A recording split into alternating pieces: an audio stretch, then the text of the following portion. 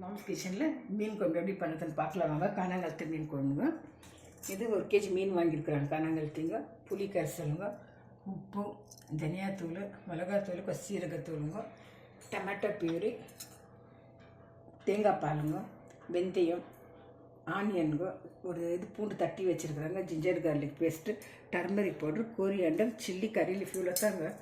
நான் மசாலா இதில் போட்டிருக்காங்க. இப்போ டொமேட்டோ பியூரி போட்டுருவாங்க. கொஞ்சம் நேரம் வதங்கிட்டோம்னா மசாலா வதங்கிடுச்சு. புளி கரைசல் ஊற்றுறாங்க. தேங்காய் பால் ஊற்றி கொஞ்சம் நேரம் கொதிக்க வச்சுட்டு மீன் போட்டுக்கலாங்க. மசாலா எல்லாம் போட்டு கொதிக்க வச்சுருக்குறோங்க. இப்போ மீன் போட்டுக்கிறோங்க. மீன் போட்டு ஒரு 5 நிமிஷம் அப்படி எடுத்துக்கலாங்க.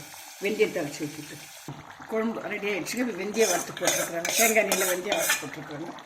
மீன் குழம்பு ரெடி ஆகிடுச்சிங்க ஃப்ரெண்ட்ஸ். நீங்களும் ட்ரை பண்ணி பாருங்க. ரொம்ப டேஸ்ட்டாக இருக்குங்க. ஈஸியாக குயிக்காக செய்யலாங்க. ரொம்ப வேலை கட்டு மெனக்கட்டெல்லாம் செய்ய வேண்டியது இல்லைங்க. தேங்க்யூ ஃபார் வாட்சிங். லைக் பண்ணுங்கள், ஷேர் பண்ணுங்கள், கமெண்ட் பண்ணுங்கள், சப்ஸ்கிரைப் பண்ணுங்கள். தேங்க்யூ ஃபார் வாட்சிங்.